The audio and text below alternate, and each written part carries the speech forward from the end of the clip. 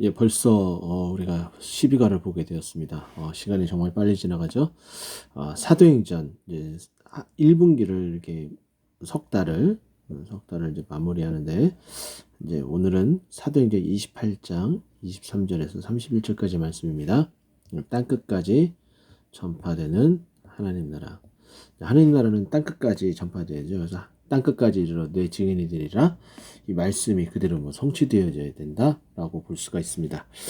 자, 암송은 이 부분이죠. 하나님 나라를 전파하며 주 예수 그리스도에 관한 모든 것을 담대하게 거침없이 가르치더라.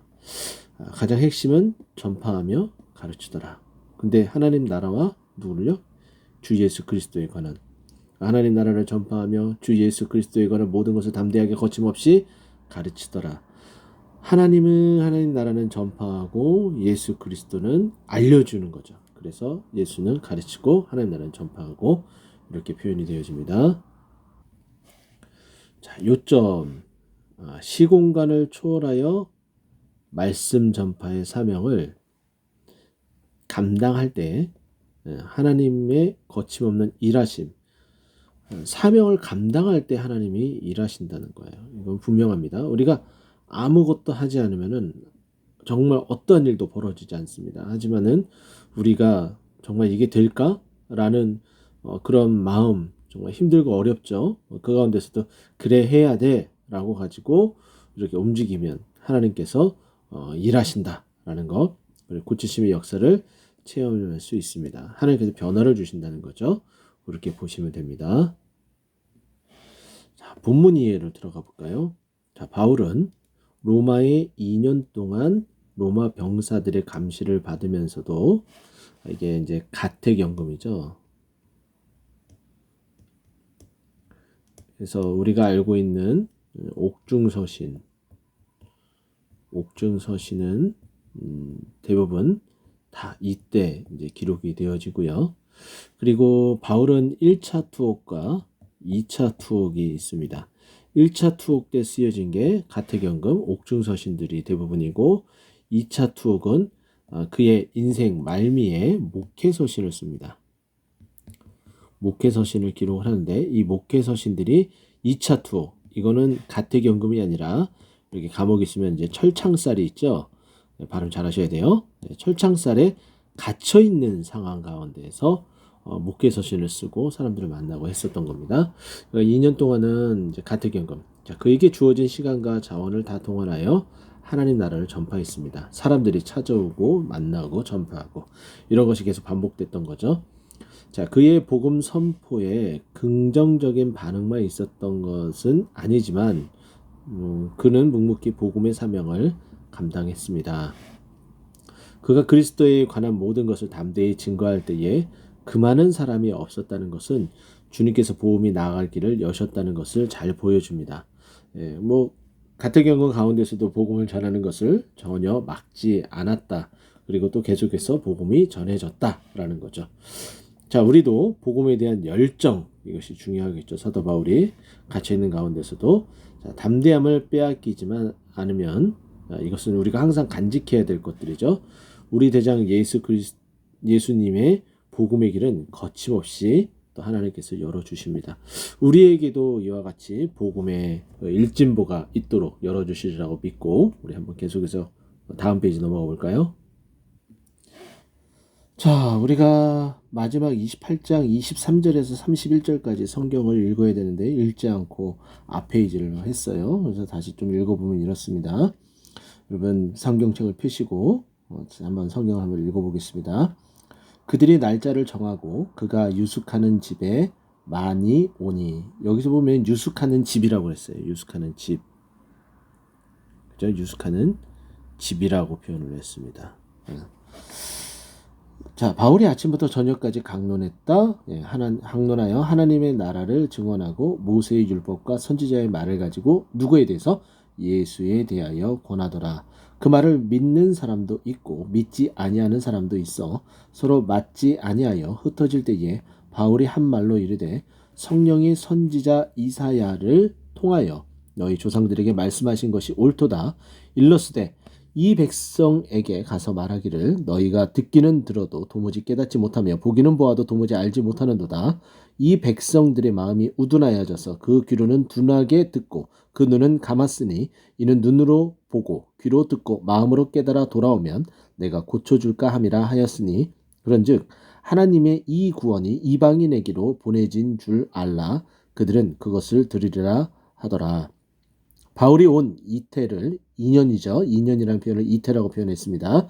자기 셋집에 머물면서 자기에게 오는 사람을 다 영접하고 하나님의 나라를 전파하며 주 예수 그리스도에 관한 모든 것을 담대하게 거침없이 가르치더라. 아멘. 자, 말씀 속으로 들어가서 자, 1번 볼까요? 자, 바울은 로마에서 어떤 삶을 살았습니까? 자, 우리가 봤던 것처럼 유숙하는 집에서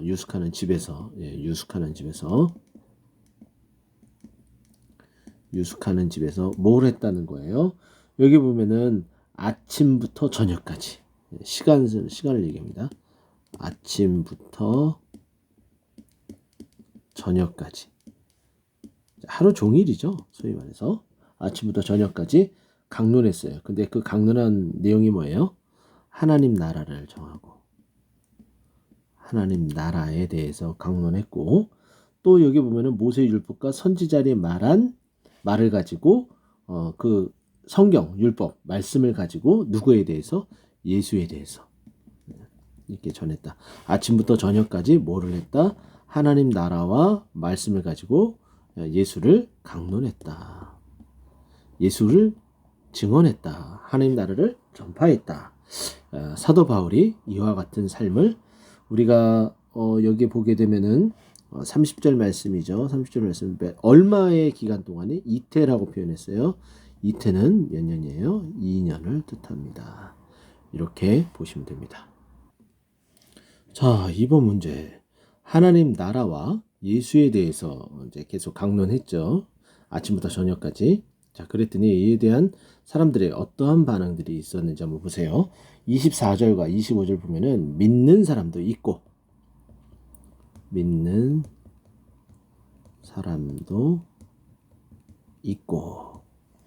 또 믿지 아니하는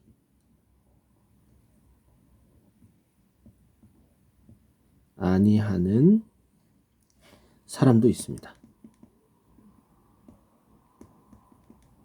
이렇게 양분화가 되어진 거예요. 믿는 사람도 있고 믿지 아니하는 사람도 있고. 그런데 믿는 사람들이 이 사람들이 서로 맞지 않아서 흩어지면서 25절에 보면 성령이 선지자 이사야를 통하여 너희 조상들에게 말씀하신 것이 옳도다. 어쨌든 믿는 사람들에 의해서 뭐 더 그랬겠죠. 여기 보면은 인정을 하는 거죠. 인정. 말씀에 대한 내용이 맞다, 옳다. 사도 바울이 하나님 나라와 예수에 대해서 전하는 것이 옳다 인정하는 거예요. 다 인정하는 거예요. 믿던 안 믿던 어쨌든 믿던 안 믿던 인정했다. 근데 우리는 복음을 전하면서도 믿지 아니하는 것에 대한 상처, 또 실패에 대한 좌절 이런 것들이 있어서 더 이상 복음을 전하지 않으려고 하는 어떤 그런 모습들이 있습니다. 그래서는 안 됩니다. 항상 이런 같은 일들은 있어요. 복음을 전하다 보면은 안 믿는 사람이 오히려 더 많을 수 있어요. 소위 말해서 성공보다는 실패가 더 많을 수 있지만은 결국 종국은 마지막은 주님께서 실패와 성공의 유무 뭐 전도가 됐던 안 됐던 그거에 상관없이 하나님은 우리를 다 성공자로 다 말씀하시는 거죠. 그래서 우리가 말씀을 때를 얻든지 못 얻든지 전해야 됩니다. 이렇게 보시면 되고요. 자, 3번 문제 보세요. 자, 바울이 로마에서 보낸 2년간의 삶을 요약하는 내용인데요. 30절과 31절 보면은 그 집 2년 동안 그 집에 머물면서 어떻게 오는 사람을 다 영접했다.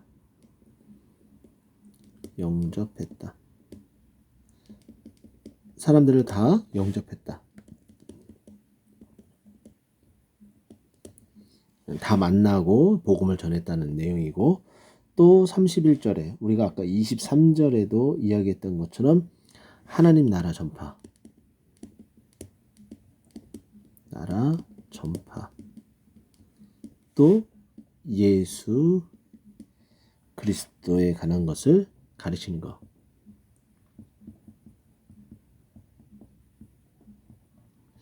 이렇게 간단하게 요약을 해볼 수가 있습니다. 사도 바울의 삶은 온전히 하나님 나라를 전파하고 주 예수 그리스도를 가르치는 것, 사람들을 만나서 영접해서 이와 같은 삶을 몇 년 동안요? 이태 동안, 2년 동안 했다는 거 여러분 기억하시면 됩니다. 자, 유럽 지도를 한번 볼까요? 자, 여기가 이제 독일이 되겠고요. 여기 벨기에, 여기가 네덜란드, 여기가 영국, 프랑스, 스위스, 오스트리아, 그리고 여기가 이탈리아 이렇게 돼 있죠. 여기 보면은 로마 이렇게 돼 있어요. 지금 로마에 지금 사도 바울이 여기 있는 거예요.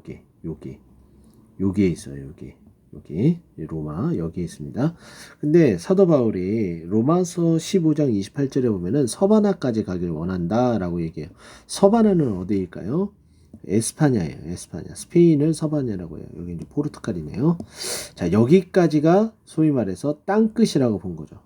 예전에는 이제 여기 요 부분이 이제 땅끝이라고, 여기가 땅끝이라고 본 거죠. 요 아래 요 부분들이 땅끝이라고 본 거예요.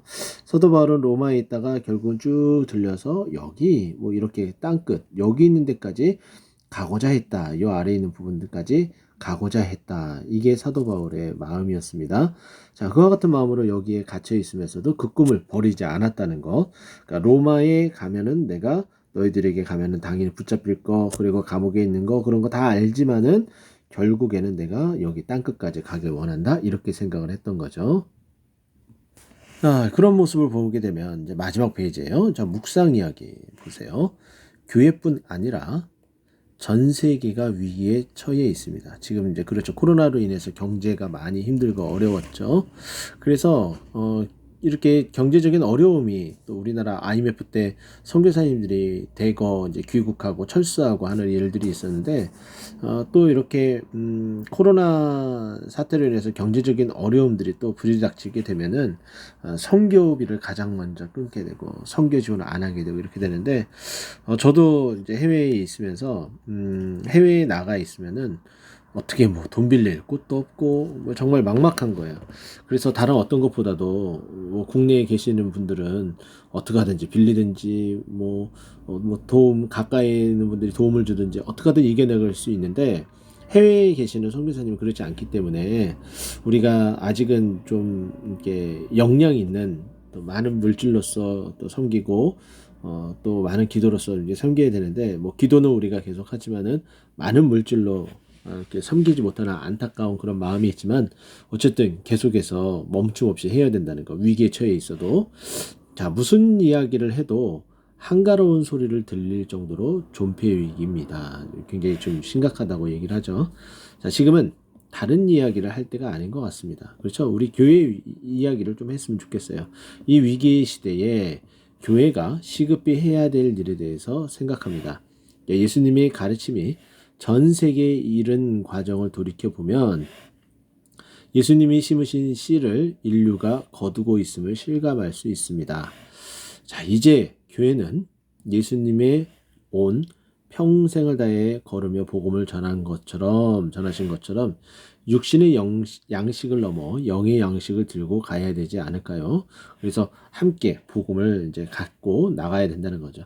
함께 빵을 떼고 포도주를 나눠 마시며 사회 속으로 또 세계 속으로 온몸을 다 들여 참된 생명을 전해야 되지 않을까요?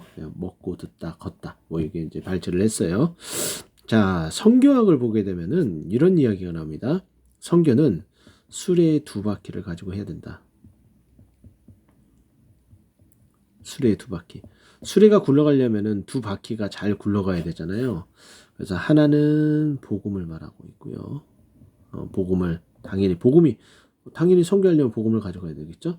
그런데 경제적인 상황이 이제 되어지고 있는 그런 나라는 큰 문제가 되지 않지만 정말 헐벗고 힘들고 어려운 그런 분들이 있는 그런 지역들, 그런 나라들, 그곳에 가게 되면은 그들에게 꼭 빵이 필요합니다. 그래서 복음과 뭐가 필요한 거예요? 빵. 성교학에서 이 성교의 두 바퀴, 이 두 개의 이 바퀴의 이 역할을 가지고 어떻게 해요? 굴러가서 복음을 전해야 된다. 이것이 성교학의 요지 가운데 하나입니다. 자, 나눔. 자, 말씀을 보고 듣고 깨달아 영과 육이 회복된 경험이 있으면 요즘 나눠보세요.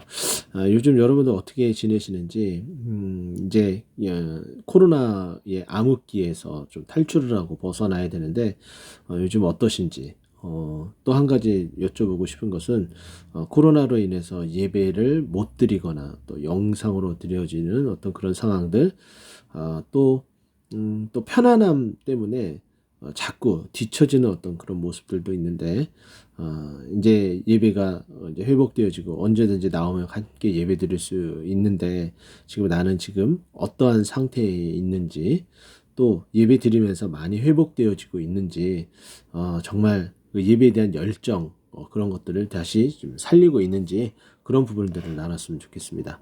땅끝까지 주의 복음이 거침없이 전파되도록 우리가 함께 기도해야 되겠고, 주보에 보면 우리 교회가 섬기는 선교사님, 이제 선교사님 이제 두 가정과